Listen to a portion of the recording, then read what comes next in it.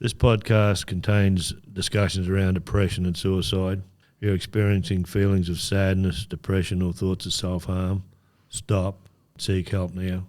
There is someone waiting to talk to you right now on Lifeline's crisis hotline, 131114, or call 000. This podcast may also contain some unintentional coarse language and political incorrectness. Nah.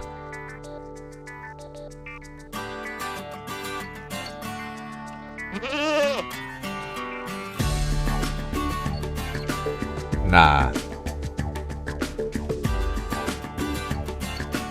Nah, bugger that.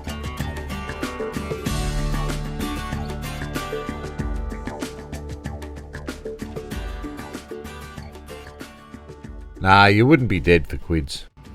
Hello, welcome to episode 3 of Your Wouldn't Be Dead for Quids. This is the Augustella Fella podcast. It is a no BS discussion on what life throws at you and how you can deal with it. I'm Ruth Geis, and joining me is Graham Cotter. He is the man in the hat, the Buddha of the bush, the Augustella Fella, and the goat guru. How you doing, Graham? Wouldn't be dead for Quids, Ruth. You should have all that on a business card, I think. Yeah. Now, Graham, you don't mind a bit of footy, am I right? Yeah, no, I rugby league in particular. I sort of had a close association with rugby league. I never played it. The last time I played it was in Augustella actually, and it wasn't very good. Were you a member of the meat ants? Yeah, I was a meat ant. Augustella meat ant. I was a little meat ant at one stage, yeah. And but anyway, but no. What position did you play? Fullback. Well, I couldn't do any damage. They amaze me how they catch that ball. Yeah. It's amazing to me that when the other side kick it and you look down the other end of the field, that person is standing right under the ball. Yeah. You know, the fullback is, or were you standing right under the ball, Graham? Usually as far away from as I possibly could get. So have you got a footy team that you go for? Yeah, no, the Cowboys, of course, on the NRL, and the Blackhawks, the local team. And back when we first moved here, my younger brother Mick, he played for South, and actually he played in the same age group as Gene Miles and Colin Scott, and those blokes had actually played for Australia. So, oh wow! So yeah, Mick was part of that team, and him and Gene Miles are still good mates, and they catch up every year for a reunion and that sort of stuff. So that's some serious Origin yeah, legend. Yeah, no, it really is. And I haven't seen Gene. I knew Gene personally when he was an apprentice glazier. And back in those days, in the mid '70s, I was actually I was in the bank at that stage and was actually treasurer of the Townsville Rugby League, Junior Rugby League. Their clubhouse and bar and what have you, they had at Minden Park. I was a treasurer there for a couple of years. So, footy's always been pretty close to me. And a young fella, son played, represented North Queensland in the underage team and played rugby league. He's still playing rugby union actually, and he's almost 40, so he loves his footy. So, footy's been part of, actually my son Simon actually played with Sam Thaiday, and they went to school together at Kerwin Primary, and I actually saw Sam play his very first game of football. Oh wow! And I said to the father that was standing beside me, I said, "That kid will play for Australia." It was apparent even then. He was an amazing athlete, and he went on to do lots of things, Sam, and he's a character as well. So. I'm not a footballer. I never have been. Although I did, I am from Mount Isa, so I did follow league. And I sat every Sunday afternoon with Dad, with him yelling at the television, and so I kind of learnt the rules organically.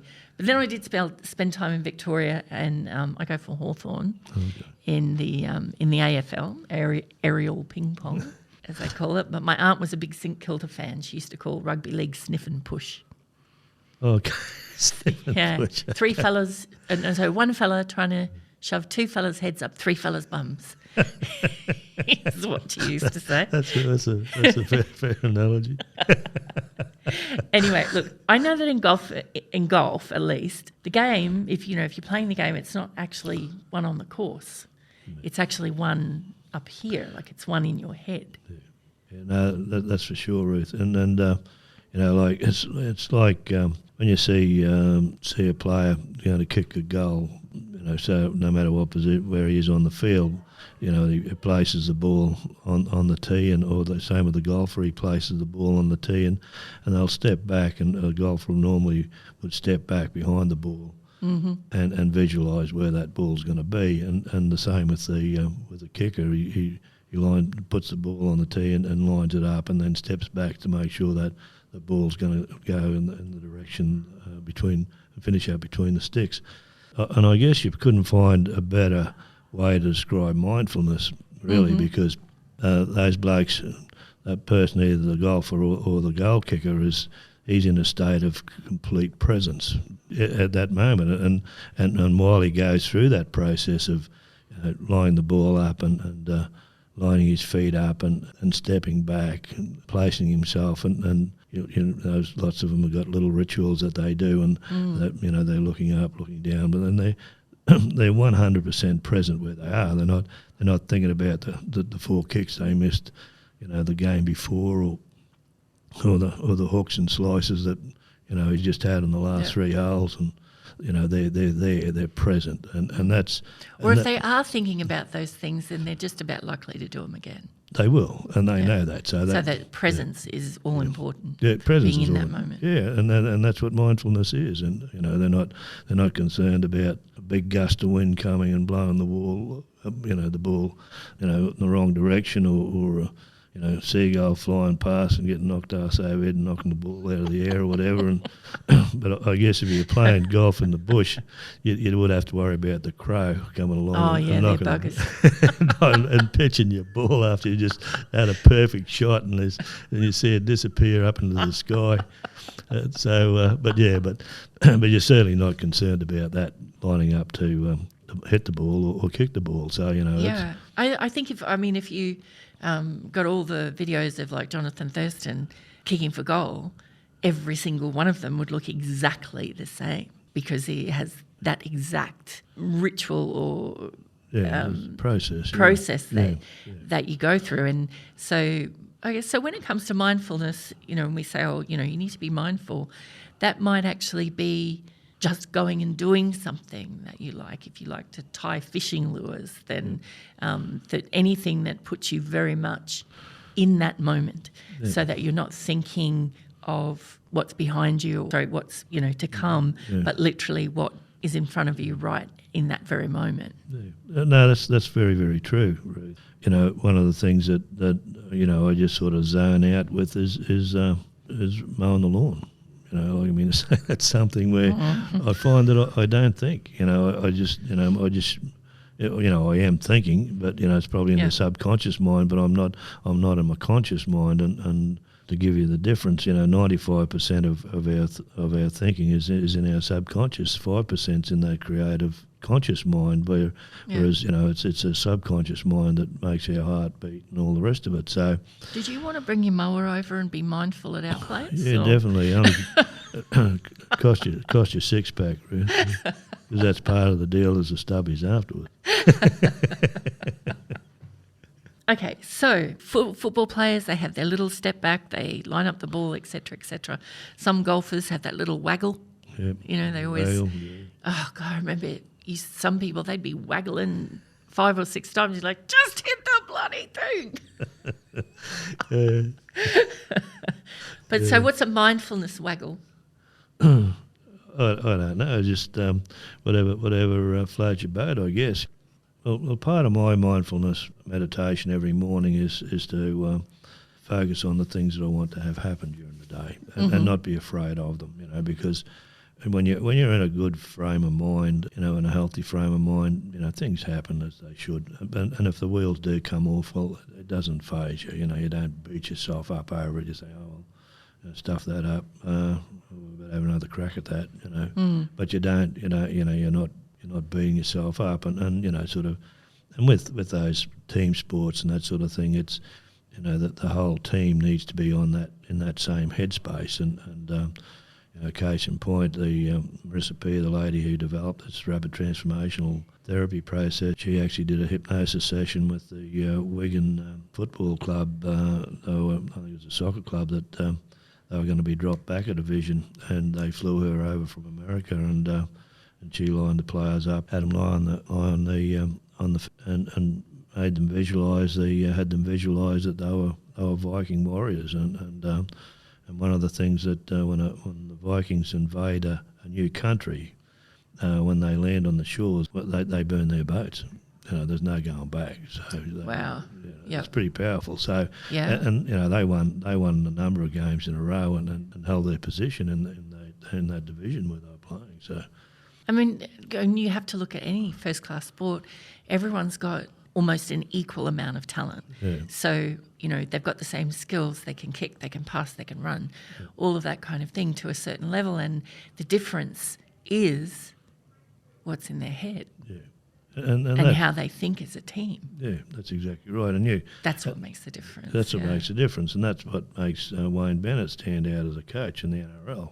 He's an expert at that, because if you can see the results of his coaching with the Dolphins this year. Brand new club, brand new franchise, and going gangbusters. And and you can actually sense when you have a team that's playing as one, they've got the same mindset and understand each other. So and know what each other's going to do. That's the key to it. And you think there should be? I mean, I don't know. Do include the mindfulness regularly? Are they thinking about what's happening in the mind as much as they are about the skills? Yeah. I mean, clearly you've mentioned Wayne Bennett. Yeah. Is for other rugby league teams or young rugby league teams like the Blackhawks, like the district rugby leagues, is that something they should be looking into a bit more? Oh, definitely. So we spend a great deal of time and effort on our physical wellness. It's our mental and emotional wellness that underpins who we are and what we do. Our hospitals are full and bulging at the seams because of the amount of illnesses that are becoming apparent, and those what you're thinking in your mindfulness has a direct bearing on your physical wellness. It's important to exercise and all the rest of it, but we got to learn to exercise that muscle between our ears, and it's easy to do. It takes 20 minutes, and it's just be in the present. Basically do nothing. Just be conscious of where you are. Beautiful. So that really brings us to the end of episode 3 of You Wouldn't Be Dead for Quids. So what have we got next time? Next podcast, we're going to talk about how to handle what life throws at you. So when things don't go your way. Yeah, when shit happens, basically, and shit does happen, and it'll continue to happen. So. If you would like to talk to Graham, the Augustella Fella is available for face-to-face and online consultations. So, look, if you want to have a chat and see what Graham might be able to offer you, I think is it a 30-minute chat? Yeah, 30-minute free consultation, either an RTT or a life coach session. So, yeah, look, honestly, if absolutely worth every minute, I would say. So the link you can go to is www.kissbusiness.com.au, and we will put the link in the description. So you've been listening to Graham Cotter, the Augustella Fellow podcast. You wouldn't be dead for Quids. And we'll catch you soon for episode 4, won't we, Graham? Certainly will. If you're experiencing feelings of sadness, depression, or thoughts of self-harm, stop and seek help now. Call Lifeline 24/7 crisis hotline 131114. Call 000.